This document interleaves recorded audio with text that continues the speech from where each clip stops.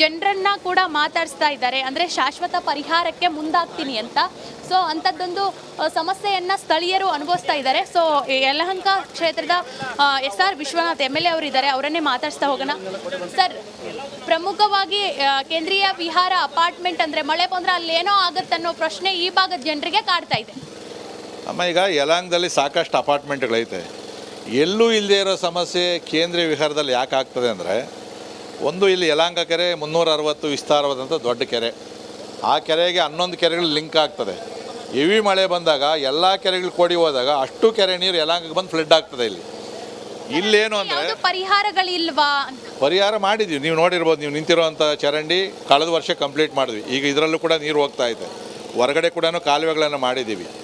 ಇಲ್ಲಿ ಏನು ಅಂದರೆ, ಯಲಹಂಕ ಕೆರೆ ಏನು ವಾಟರ್ ಲೆವೆಲ್ ಇದೆ ಅದಕ್ಕಿಂತ 15 ಅಡಿ ತಗ್ಗಲ್ಲಿ ಅಪಾರ್ಟ್ಮೆಂಟ್ ಕಟ್ಕೊಂಡವ್ರು. ಹಿಂದೆ ಯಾರವರು ಪ್ಲ್ಯಾನ್ ಮಾಡಿದ್ರೆ ಗೊತ್ತಿಲ್ಲ ಅದರದ್ದು. ಸೊ ಸಹಜವಾಗಿ ಏನಾಗ್ತದೆ, ಮಳೆ ನೀರು ಬಂದಾಗ ಎಲ್ಲಿ ತಗ್ಗಿರ್ತದೋ ಅಲ್ಲಿ ಹರ್ಕೊಂಡು ಹೋಗ್ತದೆ.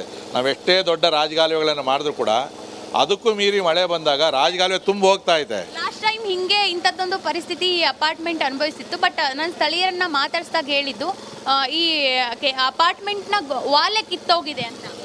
ಅದು ಅವ್ರದ್ದು ತಪ್ಪಲ್ಲಮ್ಮ, ಅವರು ವಾಲ್ ಕಟ್ಟಿರ್ತಕ್ಕಂಥದ್ದು, ನಮ್ದಲ್ಲ ಅದು.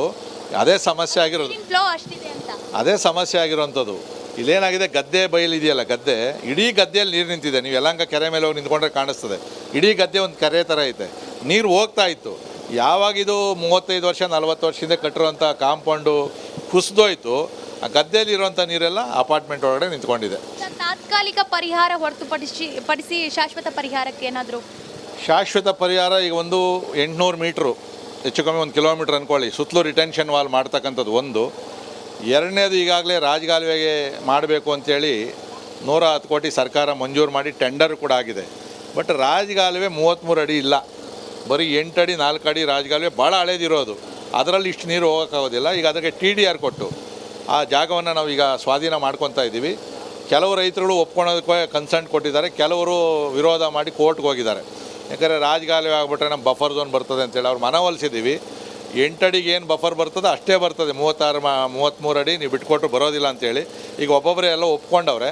ಅದು ಪರ್ಮನೆಂಟ್ ಸೊಲ್ಯೂಷನ್. ಅದು ಯಲಹಂಕ ಕೆರೆಯಿಂದ ಜಕ್ಕೂರು ಕೆರೆವರೆಗೂ ಆ 33 ಅಡಿ ರಾಜಕಾಲುವೆ ಮಾಡಿದ್ರೆ ಎಷ್ಟೇ ನೀರು ಬಂದರೂ ಕೂಡ ಆ ಕಾಲುವೆಯಲ್ಲಿ ಹೊರಟೋಗ್ತದೆ. ಅದು ದುಡ್ಡು ಸ್ಯಾಂಕ್ಷನ್ ಆಗಿದೆ, ಟೆಂಡರು ಆಗಿದೆ. ಆ ರೈತರುಗಳೊಂದು ಸ್ವಲ್ಪ ಜಾಗ ಬಿಟ್ಕೊಡ್ತಾ ಇರೋದ್ರಿಂದ ಸ್ವಲ್ಪ ಸಮಸ್ಯೆ ಆಗಿದೆ. ಅದನ್ನು ಖಂಡಿತವಾಗೂ ಕೂಡ, ಯಾಕಂದರೆ ನಮಗೆ ಈ ಪ್ರಾಬ್ಲಮ್ ಬಂದಾಗೆ ಸ್ವಲ್ಪ ನಾವು ಭಾಳ ಎಚ್ಚೆತ್ಕೊಳ್ತಕ್ಕಂಥದ್ದು. ಒಂದು, ಈಗ ನಾವು ಈ ಅಪಾರ್ಟ್ಮೆಂಟವರು ಭಾಳ ಕೆಳಮಟ್ಟದಲ್ಲಿ ಕಟ್ಟವ್ರೆ ಹೇಳೋಕ್ಕಲ್ಲ, ಯಾಕಂದರೆ ಏನು ಮಾಡೋಕ್ಕಾಗೋದಿಲ್ಲ. ಇದನ್ನು ಅನುಭವಿಸ್ಬೇಕಾಗ್ತದೆ ಅವರು. ನಮ್ಮ ಸರ್ಕಾರದ ಕಡೆಯಿಂದ ಏನು ಮಾಡಬೇಕಾಗ್ತದೋ ಅದನ್ನು ಮುಂದಿನ ದಿನಗಳಲ್ಲಿ, ಅಂದರೆ ಮಳೆ ಕಡಿಮೆ ಆದ ತಕ್ಷಣ ಪ್ರಾರಂಭ ಮಾಡ್ತೀವಿ. ಬಹುಶಃ ನಾನು ನಿಮ್ಗೊಂದು ಅಸೂರೆನ್ಸ್ ಕೊಡ್ತೀನಿ. ಈಗ ನಾವು ಏನು ಅಂದ್ಕೊಂಡಿದ್ದೀವಿ ಕೆಲಸ ಆಯಿತು ಅಂದರೆ ಕೇಂದ್ರೀಯ ವಿಹಾರಕ್ಕೆ ಇನ್ನು ಯಾವುದೇ ಕಾರಣದಿಂದ ತೊಂದರೆ ಆಗದ ರೀತಿಯಲ್ಲಿ ಆಗ್ತದೆ. ಬಹುತೇಕ ಅಂದರೆ ಯಲಹಂಕ ಕೆರೆಗೆ 11 ಕೆರೆಗಳು ಜಾಯಿಂಟ್ ಆಗ್ತವೆ. ನೀರಿನ ಫ್ಲೋ ಹೆಚ್ಚಾಗಿ ಕೆರೆ ಕೋಡಿ ಹೊಡೆದು ಕೇಂದ್ರೀಯ ವಿಹಾರ ಅಪಾರ್ಟ್ಮೆಂಟ್ಗೆ ಎಫೆಕ್ಟ್ ಆಗುತ್ತೆ. ಪ್ರಮುಖವಾಗಿ ಕೇಂದ್ರೀಯ ವಿಹಾರ ಅಪಾರ್ಟ್ಮೆಂಟ್ ತಗ್ಗು ಪ್ರದೇಶದಲ್ಲಿರೋದ್ರಿಂದ ಇಂಥದ್ದೊಂದು ಸಮಸ್ಯೆಯನ್ನು ಇಲ್ಲಿ ಸ್ಥಳೀಯರು ಅನುಭವಿಸ್ತಾ ಇದ್ದಾರೆ ಅನ್ನೋ ಮಾತನ್ನು ಕೂಡ ಈಗಷ್ಟೇ ಯಲಹಂಕ ಕ್ಷೇತ್ರದ MLA ಕೂಡ ವಿವರಿಸಿದರು. ಪ್ರಮುಖವಾಗಿ ಈ ಭಾಗದಲ್ಲೊಂದು ರಾಜಕಾಲುವೆ ಆಗಬೇಕು. ಈಗಾಗಲೇ ರಾಜಕಾಲುವೆಯನ್ನು ಮಾಡಿದ್ದೀವಿ. ಇನ್ನೊಂದು ರಾಜಕಾಲುವೆ ಟೆಂಡರ್ ಆಗಿದೆ. 100 ಕೋಟಿಗೂ ಅಧಿಕ ಮೊತ್ತದಲ್ಲಿ ಆಗಿರುವಂತಹ ಟೆಂಡರ್ ಅದೊಮ್ಮೆ ಜಾರಿಯಾದರೆ ಬಹುತೇಕ ಮತ್ತೊಮ್ಮೆ ಮುಂದಿನ ದಿನಗಳಲ್ಲಿ ಕೇಂದ್ರೀಯ ವಿಹಾರ ಅಪಾರ್ಟ್ಮೆಂಟ್ಗೆ ಇಂಥದ್ದೊಂದು ಸಮಸ್ಯೆ ಎದುರಿಸೋಕ್ಕೆ ಚಾನ್ಸೇ ಇಲ್ಲ ಅನ್ನೋ ಭರವಸೆಯನ್ನು ನೀಡಿದ್ದಾರೆ Nagendra Babu. Okay, thank you Savita ನಿಮ್ಮೆಲ್ಲ ಮಾಹಿತಿಗಾಗಿ. ಸರ್, ನಿನ್ನೆ ಸುರಿದಂತಹ ಮಳೆಗೆ ಇಂಥದ್ದೊಂದು ಪರಿಸ್ಥಿತಿ ನಿರ್ಮಾಣವಾಗಿದೆ. ಮಳೆ ಬಂದರೆ ಸಾಕು ಈ ಭಾಗದಲ್ಲಿ ಇಂಥದ್ದೊಂದು ಅವಾಂತರ ಸೃಷ್ಟಿಯಾಗುತ್ತೆ. ಇಲ್ಲಮ್ಮ, ನಿನ್ನೆ 2-3 ದಿವಸದಿಂದ ಮಳೆ ಬರ್ತಾ ಇದೆ ಕಂಟಿನ್ಯೂಸ್. ನೈಟು ನಿನ್ನೆ ವಿಪರೀತ ಜಾಸ್ತಿ ಆಗೋಯ್ತು. 1.5 hours ಕಂಟಿನ್ಯೂಸ್ ಮಳೆ. ಅದೇನಾಗಿದೆ, ಕೆರೆ ಇದಿದೆ ಯಲಹಂಕ ಕೆರೆ ಇದೆಯಲ್ಲ, ಆ ಕೆರೆಗೆ 15 ಕೆರೆ ಲಿಂಕ್ ಮಾಡ್ಯಾರ, ಪುಟ್ಟೆನಹಳ್ಳಿ ಕೆರೆಗಳೆಲ್ಲ. ಅದು ಕೋಡಿ ಹೊಡೆದು ಬಂದಿರೋದು. ಆಮೇಲೆ ನಮ್ಮ ಗೋಡೆಗಳೆಲ್ಲ ಬಿದ್ದವಿಗೆ. ಗೋಡೆ ಬಿದ್ದಿರೋದ್ರಿಂದ ಆ ನೀರೆಲ್ಲ ಒಳಗಡೆ ಬಂದಿದೆ. ಲಾಸ್ಟ್ ಟೈಮು ಹಿಂಗೆ ಆಗಿತ್ತು. ಏನು ಕ್ರಮಕ್ಕೆ ಲಾಸ್ಟ್ ಟೈಮು ಮಾಡಿದಾಗ ನಮ್ಮ ಗೋಡೆಗಳೆಲ್ಲ ಯಾವುದು ಬಿದ್ದಿರಲಿಲ್ಲ. ಆವಾಗ ಇಂಜಿನಿಯರು ನೋಡಿ, ಇಲ್ಲೇ ನಮ್ಮ ಇಂಜಿನಿಯರ್ ಇದ್ದಾರೆ, MLA ಅವರು. ಪಾಪ ಈ ರಾಜಕಾಲುವೆ ನಿಂತಿದ್ದೀರಲ್ಲ, ಈ ರಾಜಕಾಲುವೆ ಮಾಡಿಕೊಟ್ರು. 8 ಅಡಿ 10 ಅಡಿ ಕೆಳಗಡೆ 10 ಡೀಪ್ ಇದೆ. ಈ ರಾಜಕಾಲುವೆಯಿಂದ ನೀರು ಹೋಗ್ತಾಯಿತ್ತು. 2 ವರ್ಷದಿಂದ ನಮ್ಗೆ ಪ್ರಾಬ್ಲಮ್ ಇರಲಿಲ್ಲ. ನಿನ್ನೆ ಈ ಗೋಡೆ ಕುಸ್ತಿರೋದ್ರಿಂದ ಆ ನೀರೆಲ್ಲ ಒಳಗಡೆ ಬಂದಿದೆ. ಬೇಸ್ಮೆಂಟಲ್ಲಿ ಎಷ್ಟು ವೆಹಿಕಲ್ ಇರ್ಬೋದು?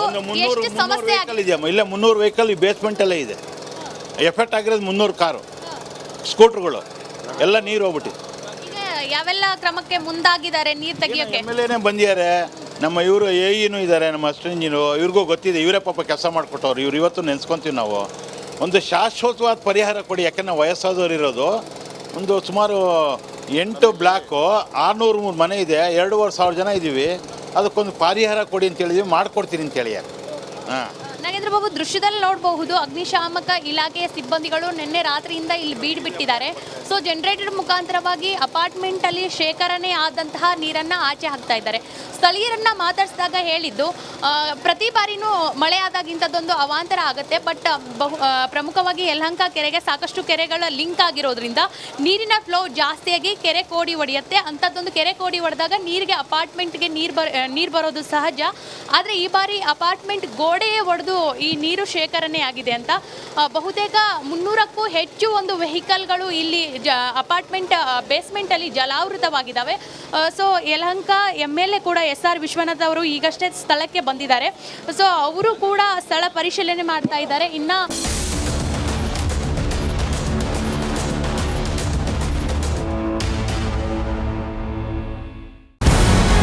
ನಮಸ್ಕಾರ, ಕರ್ನಾಟಕ ಪ್ರೈಮ್ ಟೈಮ್ಗೆ ಸ್ವಾಗತ.